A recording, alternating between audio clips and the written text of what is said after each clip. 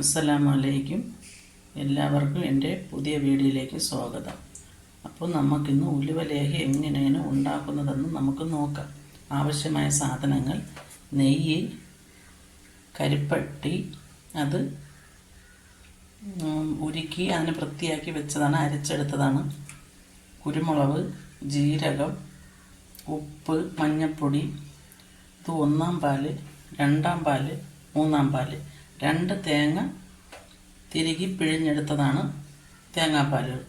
ഇത് 200 ഗ്രാം ഉലുവ വെള്ളത്തിലിട്ട് വൃത്തിയാക്കി വെച്ചിരിക്കുന്നതാണ്. അപ്പം നമുക്ക് അതെങ്ങനെ തയ്യാറാക്കുമെന്ന് നോക്കാം.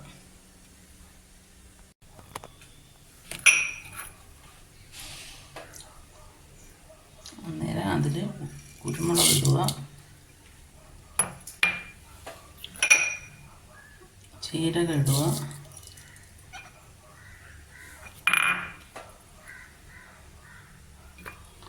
കുറച്ച് ഉപ്പിടുക. എന്നിട്ടിത് അടച്ച് വെച്ച് വേവിക്കും. അന്നേരം ഉലുവ നല്ലതായിട്ട് വെന്തിട്ടുണ്ട്, കണ്ടല്ല. അത് ആറിയതിന് ശേഷം നമ്മൾ മിക്സിയിൽ വാരിയിട്ട് നമ്മൾ അത് ആട്ടിയെടുക്കും. തേങ്ങാപ്പാലൂടെ ഒഴിച്ച് ആട്ടിയെടുക്കും.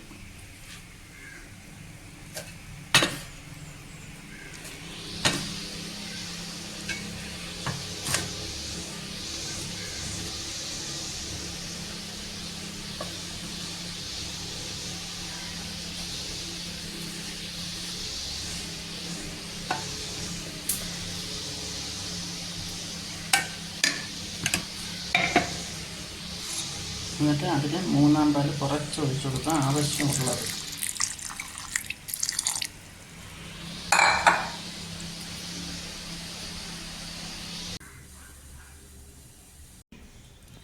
നെയ്യ് ഒഴിച്ചു കൊടുക്കുകയാണ്. ഇത് 100 ഗ്രാം നെയ്യുണ്ട്. വരുമ്പോൾ അതിലോട്ട് നമ്മൾ എടുത്ത് വെച്ചിരിക്കുന്ന ആട്ടി വെച്ചിരിക്കുന്ന ഉലുവ ഇട്ട് കൊടുക്കുക. ഇതിലോട്ട് കരിപ്പട്ടി കാപ്പി ഒഴിക്കുക.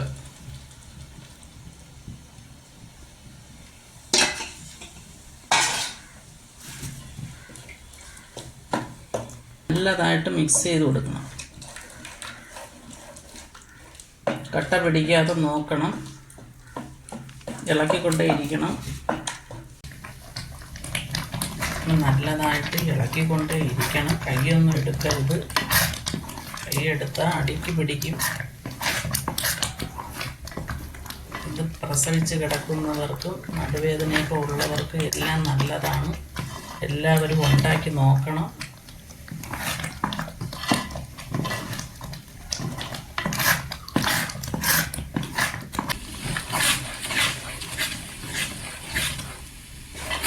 എല്ലാവരും അവരുടെ ഇടത്തിന് കരിപ്പട്ടി ചേർക്കാവൂ.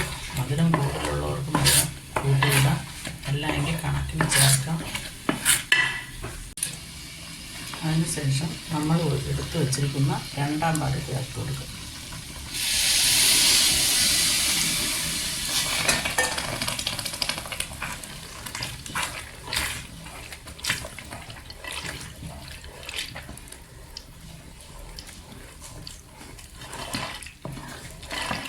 അപ്പോൾ കരിപ്പട്ടി ചേർക്കുമ്പോൾ എല്ലാവരും അവരുടെ മധുരത്തിനനുസരിച്ച് ചേർക്കുക.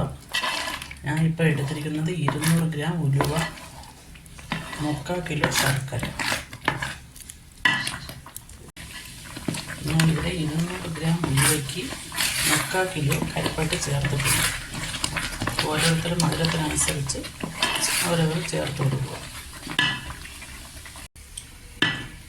നമ്മൾ ഒഴിച്ച് 2-ാം പാലൊക്കെ ഒരുവിധം കുറുകി വന്നിട്ടുണ്ട്. അന്നേരം നമുക്ക് 1-ാം പാൽ ഒഴിക്കാം.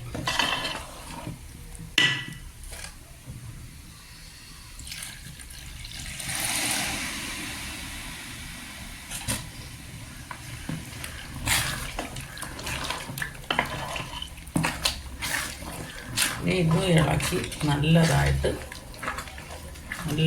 കുറുകി നല്ലതായിട്ട് വരണം. അതുവരെ ഇളക്കിക്കൊണ്ടേയിരിക്കും. അന്നേരം നിങ്ങളെല്ലാവരും ഇത് ഉണ്ടാക്കി നോക്കണം.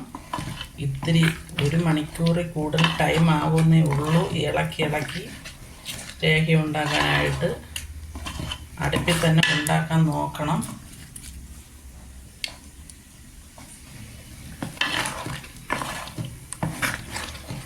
ഗ്യാസിലാകുമ്പം തീ കൂട്ടണം, പിന്നെ തീ കുറയ്ക്കണം, അങ്ങനെയുള്ള പ്രശ്നങ്ങൾ വരും. ഇതാകുമ്പോൾ ഒരേപോലെ തന്നെ വലിയ തീ ആദ്യമൊക്കെ ഇട്ടിട്ട് പിന്നെ ഒരു ലിമിറ്റിനിട്ടാൽ മതി.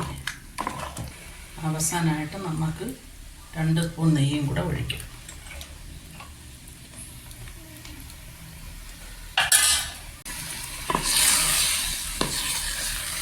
ഇങ്ങനെ നോക്കുമ്പോൾ ഇങ്ങനെ പതുക്കെ കൂടി വരാവും. എന്നാലാണ് ലേഹ്യത്തിന് പരുവായി എന്ന് മനസ്സിലാക്കുന്നത്. അപ്പോൾ എല്ലാവരും